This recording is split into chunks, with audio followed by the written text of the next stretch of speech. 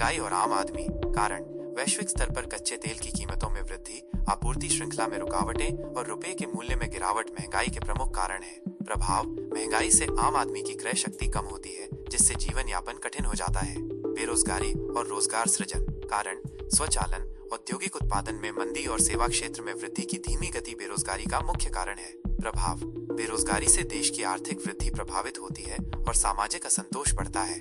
Tax का बोझ और सरकार की नीतियां कारण सरकार की राजस्व की कमी और लोक कल्याणकारी योजनाओं पर बढ़ते खर्च के कारण टैक्स दरें बढ़ाई जा रही हैं। प्रभाव उच्च टैक्स दरों से निवेश कम होता है और आर्थिक गतिविधियां मंद पड़ती हैं। बैंकिंग क्षेत्र की समस्याएं कारण गैर निष्पादित परिसंपत्तियों एनपीए में वृद्धि, बैंकिंग धोखाधड़ी और नियामक ढांचे में कमियां बैंकिंग क्षेत्र की समस्याओं के प्रमुख कारण हैं। प्रभाव बैंकिंग क्षेत्र की समस्याओं से पूरे अर्थव्यवस्था पर नकारात्मक प्रभाव पड़ता है। समाधान के लिए सुझाव महंगाई नियंत्रण सरकार को महंगाई को नियंत्रित करने के लिए मौद्रिक नीति और राजकोषीय नीति का संतुलित उपयोग करना चाहिए। रोजगार सृजन सरकार को रोजगार सृजन के लिए स्टार्टअप्स को प्रोत्साहित करना चाहिए।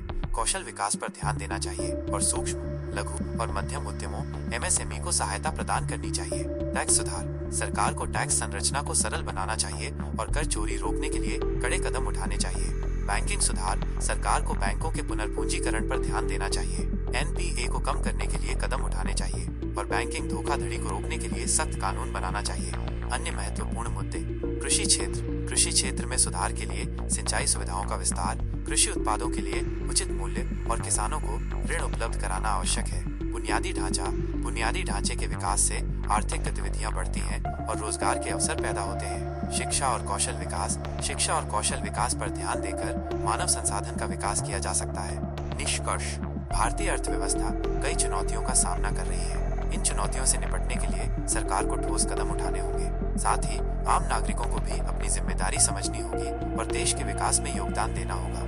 यह वीडियो भारतीय अर्थव्यवस्था के महत्वपूर्ण मुद्दों पर प्रकाश डालता है। आपने इस मुद्दे पर लोगों को जागरूक करने का एक अच्छा प्रयास किया है। आप क्या सोचते हैं? क्या आप इस विश्लेषण से सहमत हैं? कृपया अपने विचार साझा करें।